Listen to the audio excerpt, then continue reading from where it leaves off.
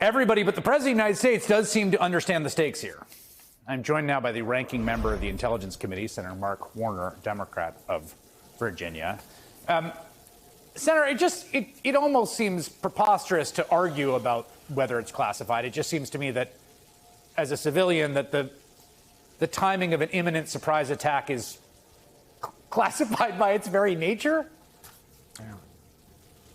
Chris, this is a no-brainer. And, you know, what I'd ask Hegseth or the president, why don't they pick up the phone and call some of the parents of the sailors who were on the aircraft carrier, the Truman, that deployed from Virginia, when their sons and daughters were flying some of these planes? If that information about where and when we were going to launch this attack was obtained by the Houthis, they could have deployed their defenses, which are pretty damn good. They've taken down planes in the past, and American lives would have been lost. If you don't understand that, if you don't get the fact that you don't reveal that kind of information before an attack like this happens, it's so fundamental. And the notion that they are trying to argue semantics of whether this is an attack plan or a war plan or a battle plan, the bottom line is what Americans realize. These guys got caught making a royal classic screw up. They won't acknowledge it. This weakens us not only in terms of our intelligence community, people saying, holy heck, I'm working for the leadership that doesn't have my back, and what it says about our credibility around the world. You know, you can't put this genie back in the bottle with this kind of incompetence. So yes, Hegseth should go, he should resign or get fired. And if there is not accountability and we allow this to go on, the signal that sends to the rest of the world, the signal that sends to, like, if you're in the military, if you think your lives could be put in, frankly, in danger because your leadership doesn't keep confidential your action plans, this is not hard to figure out. This is a strange situation because of how freakishly bizarre and catastrophic the error was. Like, they looped in a journalist, okay? But it also seems that this is, from everything we can tell, de rigueur for them. That this is an MO. They are routinely doing this. And I thought this was pretty interesting. As far as we know, and best we know, that these are on their private phones. These are not on government-issued phones. Der Spiegel having reporting today in which they basically go out to the dark web and they find that the private contact details of the most important security advisors can be found on the internet. Mobile phone numbers, email addresses, even some passwords belonging to top officials. Most of these numbers are apparently still in use. Some of them linked to profiles on Instagram, LinkedIn, WhatsApp. Hostile intelligence services could use this publicly available data to hack the communications of those affected by installing spyware on their devices. Do you feel like we have an enormous four-alarm fire here in terms of this administration's openness to foreign intelligence service?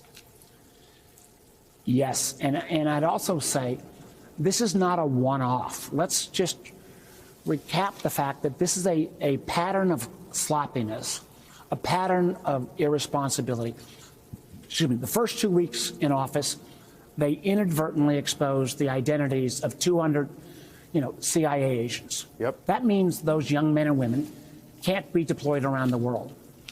Virtually every day, Musk and the Doge boys puts out knowingly or just stupidly classified information. The example is, like, they listed a bunch of federal properties they thought could be for sale. Well, one of them was a classified site.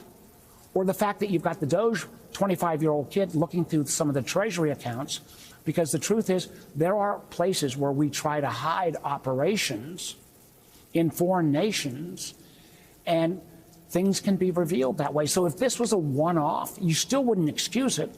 And I can just tell you, Chris, if this had been a military officer or if this had been a CIA case officer who'd made this mistake, they would be fired, no questions asked. And what makes it particularly galling is when the Director of National Intelligence self-righteously tweets 12 days ago, I think it was, anybody leaks, we're going to pursue them to the full extent of the law. Well, does that apply to the leadership that is not ready for prime time? Does that apply that this is going to be just passed by?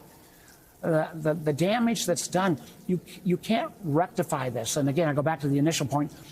They didn't have even the common decency to acknowledge, at least publicly, everybody on the Hill, doesn't matter what your party is saying, holy heck, how did this screw up happen? But they don't even, they try to think they can just push their way through. This puts American lives at risk and obviously, further destroys our reputation with our partners, which we need. America first doesn't mean America alone, and that's where we're headed, and that will make our country less safe. I want to just make sure I understand. You believe that Pete Hegseth should either resign or be fired, yes? There is no question. I mean, the questions I have is, he didn't probably type this up. So this whole, thing that was posted, is it posted in other group chats? Right. Is there somewhere else this may appear? And the notion, again, I'm not getting nerdy out here, but has anybody collected their phones yet and make sure there's not malware? Yes. As you pointed out, the Der Spiegel, if you've got the phone number of an individual, yeah, the bad guys can place malware on. They don't have to touch your phone. Yes. That's why cyber. That's why security. It's like, yeah. I didn't think this crowd could still make my head explode, but my head's been exploding the last couple of days.